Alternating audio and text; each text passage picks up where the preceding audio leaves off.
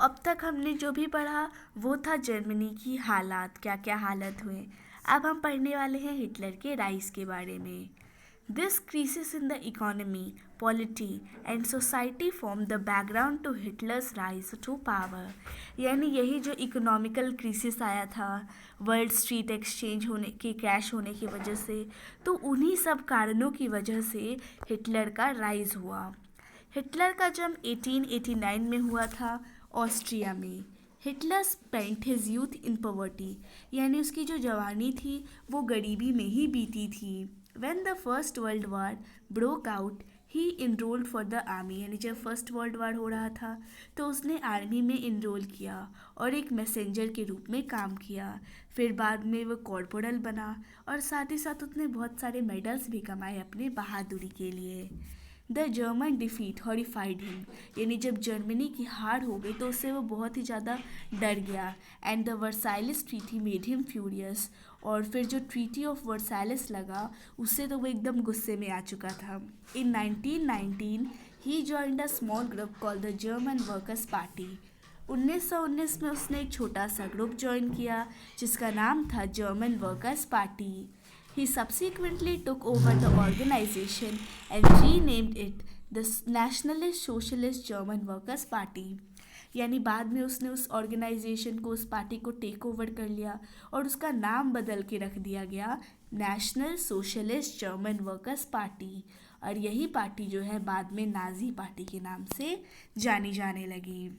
In 1923 Hitler plan to seize control of Bavaria, यानी 1923 में Hitler ने प्लान किया कि वो बावरिया को सीज कर लेगा। March two Berlin and capture power, यानी बावरिया को सीज करने के बाद बर्लिन की तरफ जाएगा और वहाँ पे भी पावर को कैप्चर करेगा। बट ही फेल्ड, यानी हार गया। उसको अरेस्ट कर दिया गया और उसको ट्रीजन के लिए ट्राई किया गया, पर बाद में उसे रिलीज़ कर दिया गया। The Nazis could not effectively mobilize popular support till the early 1930s, यानी 1930 तक उन्हें इफ़ेक्टिव लोगों की पॉपुलैरिटी नहीं मिली, पॉपुलर सपोर्ट उन्हें नहीं मिला। It was during the great depression that Nazism became a mass movement, यानी जब ग्रेट डिप्रेशन हुआ था उसी टाइम में नाजिज्म जो थी एक बड़ी सी मास मूवमेंट बनी। As we have seen after 1929 banks collapsed and business set down, यानी हमने देखा कि 1929 के बाद वॉल स्ट्रीट एक्सचेंज के क्रैश होने के बाद सारे जो बैंक्स थे वो कोलैप्स्ड, खत बंद हो गए, बिजनेस जो थे शट डाउन हो गए, वर्कर्स ने अपनी जॉब खो ली, मिडिल क्लास जो थे उनको सब थ्रेटन कर रहे थे। और वैसी ही सिचुएशन में नाजी का जो प्रोपेगेंडा था, ये जो नाजी पार्टी थी, इसने लोगों को विश्वास दिलाया कि वो इन्हें एक बेटर फ्यूचर देंगे, हर किसी को रोजगार मिलेगा। अब आप बेरोजगार हो और तब आपको कोई कहे कि मैं आपको रोजगार दूंगा, तो वो आपके लिए एक मसीहा ही होगा। तो लोगों ने भी उसे मसीहा समझा।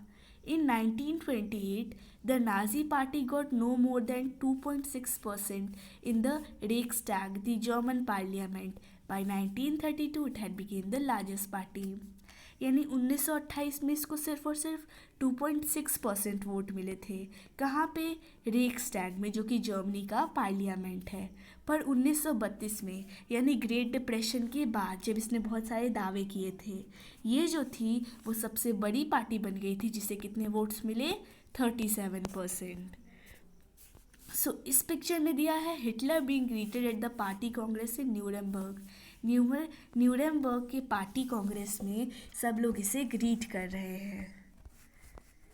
Hitler was a powerful speaker, यानी बड़ा ही पावरफुल स्पीकर था। वो जब बोलता था उसकी अलग ही कुछ लोगों के अंदर होती है, ठीक उसी तरह उसके अंदर भी एक अलग ही आग थी।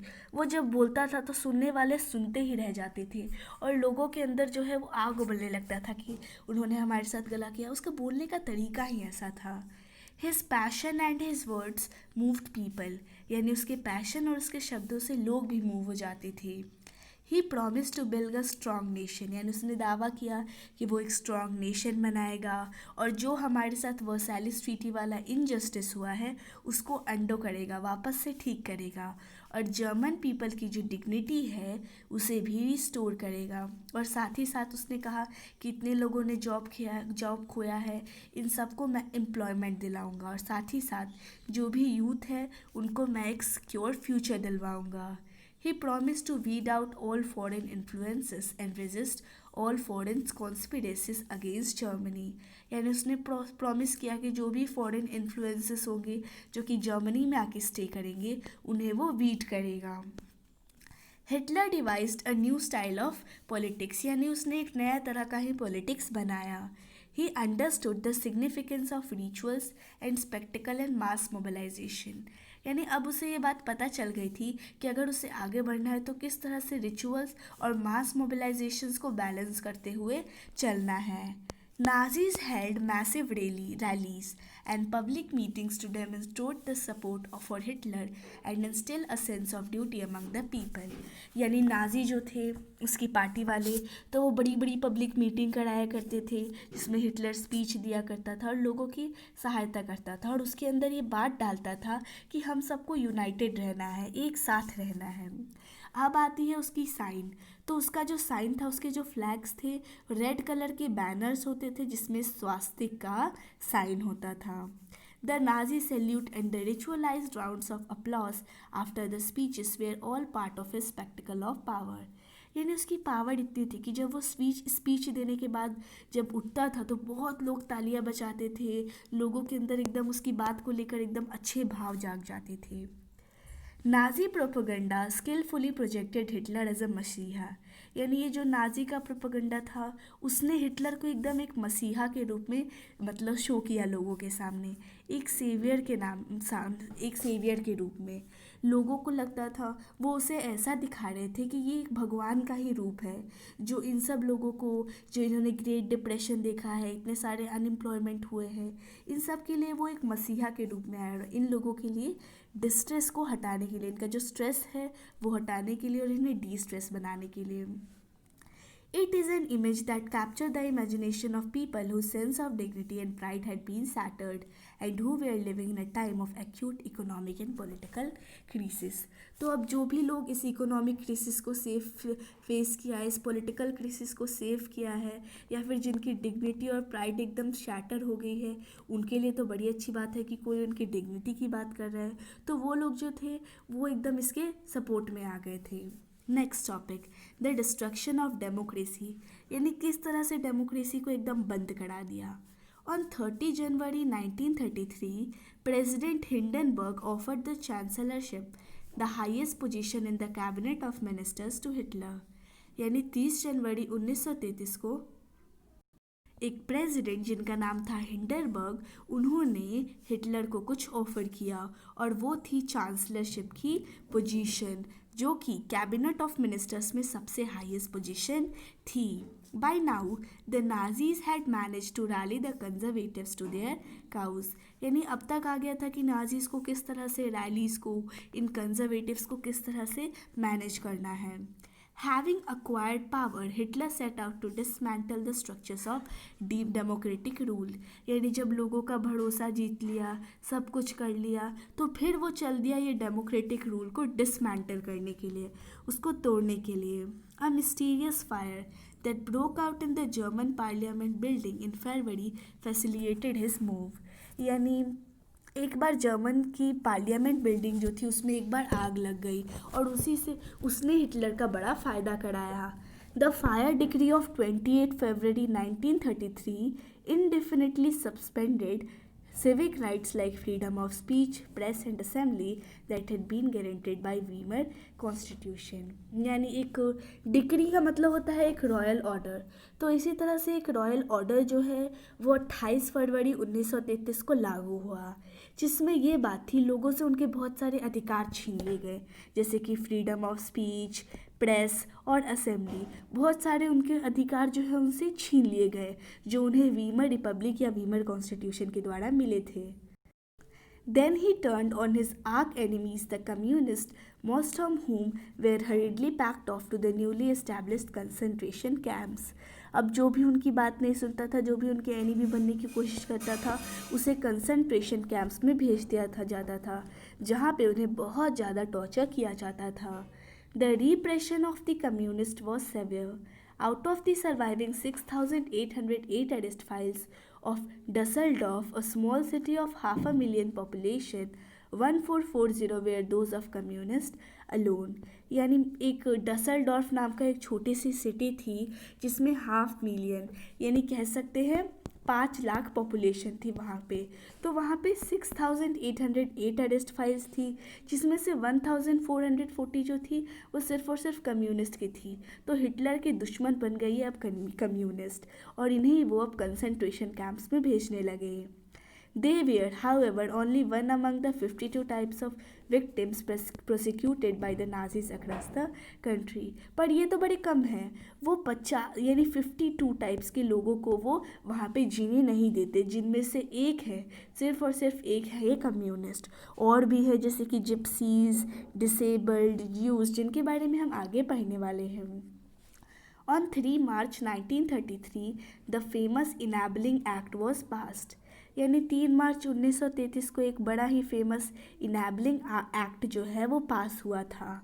अब ये जो एक्ट है इसने जर्मनी में डिक्टेटरशिप को मतलब ग्रो कर दिया, बहुत ही फेमस था ये। It gave Hitler all powers to sideline parliament and rule by decree. यानी इससे हिटलर को बहुत सारी पावर मिली कि वो पार्लियामेंट को अपने रास्ते से हटा सकता है और डेक्री यानी सिर्फ और सिर्फ रॉयल ऑर्डर्स के बेसिस पे रूल कर सकता है। All political parties and trade unions were banned except for the Nazi party and its affiliates। यानी सारे पॉलिटिकल पार्टी बैन कर दी, सिर्फ और सिर्फ किसको रखा, जो नाजी पार्टी के थे और उसके जो भी सपोर्टर्स थे सिर्फ उन्हीं को रखा गया और बाकी सबको बैन कर दिया गया। The state stabilised complete control over the economy. यानी जो स्टेट है यानी जो हिटलर है उसने पूरी तरह से इकोनॉमी पे, मीडिया पे, आर्मी पे, जुडिशरी पे सब पे कंट्रोल इस्टेब्लिश कर लिया। Special surveillance and security forces were created to control and order society in ways that Nazis wanted। यानी अलग अलग स्पेशल सर्विलेंस थी, अलग अलग सिक्योरिटी फोर्सेस थी, जिनको सिर्फ इसीलिए बनाया गया था ताकि वो उस तरह से काम कर सके, उस तरह को सोसाइटी को बना सके जिस तरह की सोसाइटी नाजीज़ को चाहिए थी।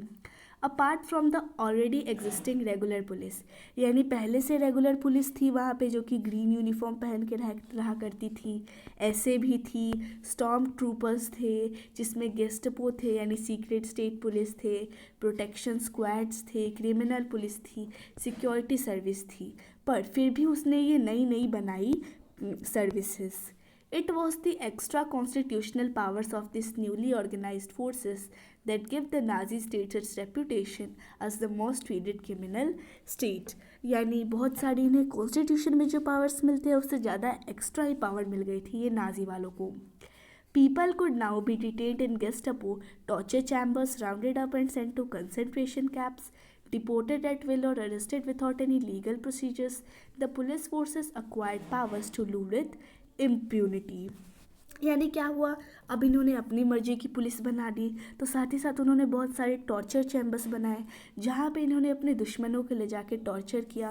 बहुत सारे कंसंट्रेशन कैंप्स बनाए, बहुत सारे गैस चैम्बर्स बनाए जहाँ पे ये अपने दुश्मनों को ले जाते थे और फिर उनकी हत्या कर देते थे। और साथ ही साथ ये लोगों को अरेस्ट भी कर लेते थे बिना किसी लीगल प्रोसीजर के। The police forces acquired powers to rule with impunity. और साथ ही साथ उन्हें ऐसे पावर्स मिल गए जिसमें वो इम्प्यूनिटी के साथ रूल कर सकते हैं। Next, reconstruction. यानी फिर से अभी क्या किया, डेमोक्रेसी को डिस्ट्रॉय किया और अभी कुछ रिकन्स्ट्रक्ट करेंगे। देखते हैं क्या करेंगे। Hitler assigned the responsibility of economic recovery to the economist Hjalmar Schacht, who aimed at full production and full employment through a state-funded work creation program। यानी अब हिटलर की क्या हो गई थी, कॉन्स्टिट्यूशन मतलब इकोनॉमिक क्राइसिस पहले आ चुकी थी, तो उन्होंने अपने एक फ्रेंड और साथ ही साथ जो इकोनॉमिस्ट भी थे हजल्मर जी, उनको रिस्पॉन्सिबिलिटी दे कि वो इकोनॉमिक रिकवरी करे। और उन्होंने भी मतलब कुछ ही टॉपिक्स थे जिन पे पूरी तरह से फोकस किया, जैसे कि प्रोडक्शन अच्छी तरह से होना चाहिए और साथ ही साथ एम्प्लॉयमेंट भी सबको मिले। This project produce the famous German super highways and the people's car the Volkswagen. यानी इसी दौरान, आज आप जानते होंगे वोल्क्सवैगन का नाम, कितनी बड़ी कार कंपनी है, तो इसका भी जो बर्थ हुआ था वो उसी टाइम पे हुआ था, हजलमर सैच के टाइम पे। ठीक है। In foreign policy also Hitler acquired quick success.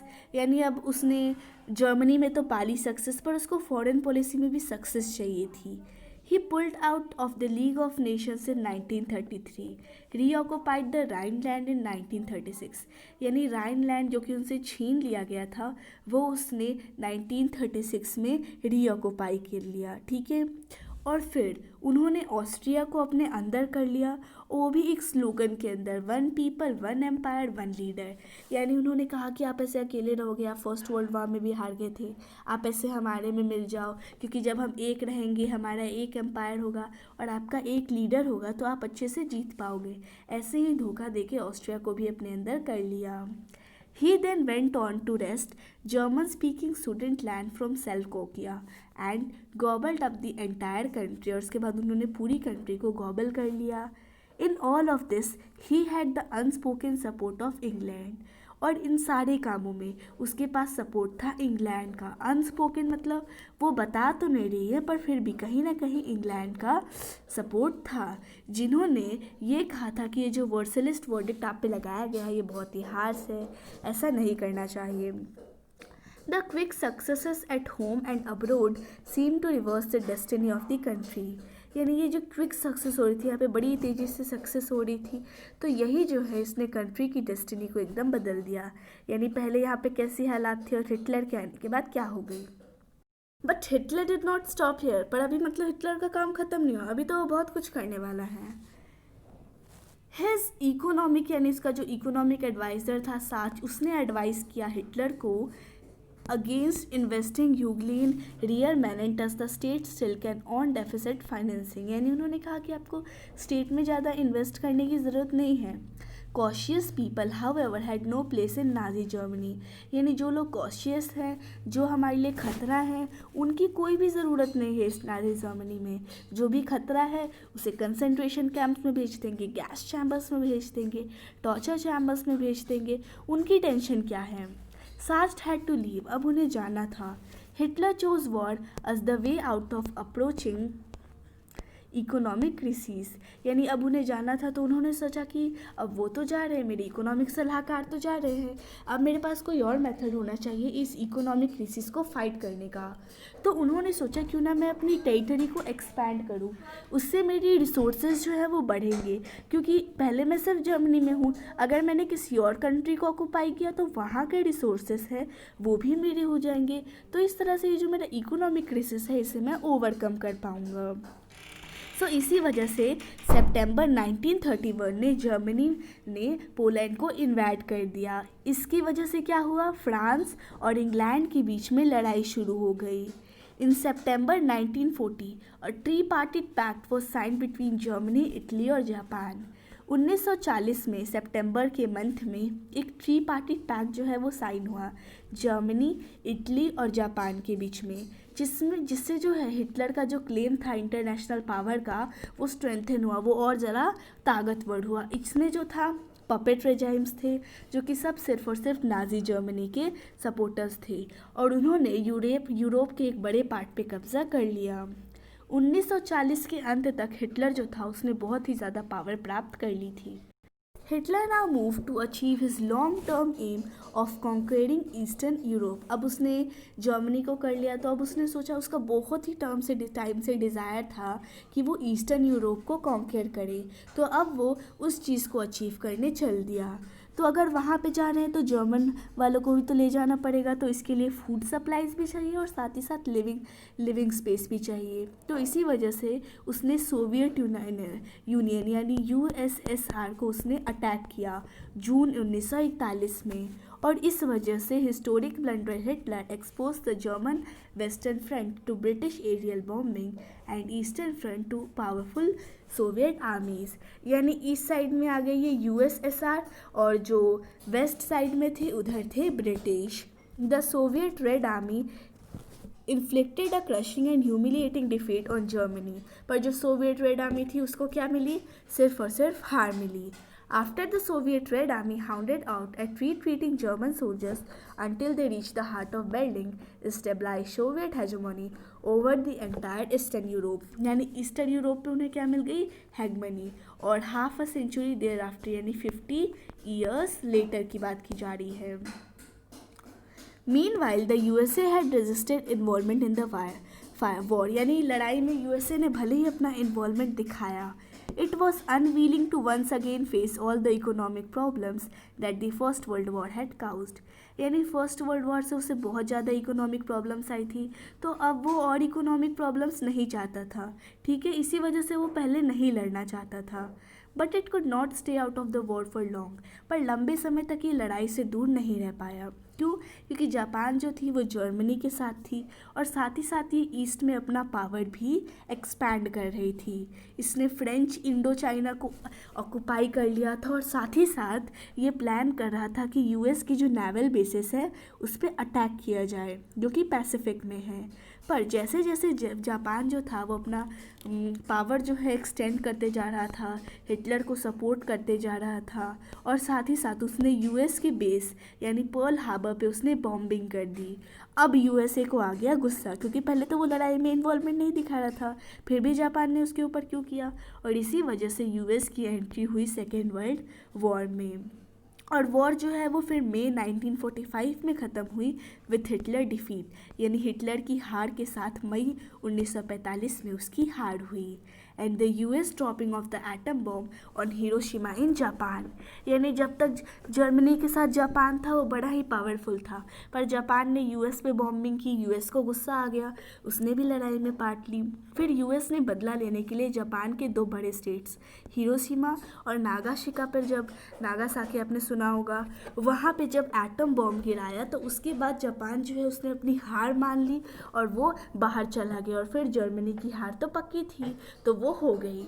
From this brief account of what happened in the Second World War, we now return to Helmut and his father's story, a story of Nazi criminality during the war। यानी अब तो हमने पढ़ लिया कि second world war के दौरान क्या हुआ, तो अब वापस हम हेलमुथ पे आते हैं जो कि 11 साल का बच्चा था, फर्स्ट में हमने पढ़ा था, वो उसी की स्टोरी पे हम वापस आते हैं और ये देखते हैं कि किस तरह से नाजी वाले जो थे वो वॉर के दौरान क्रिमिनलिटी शो कर रहे थे।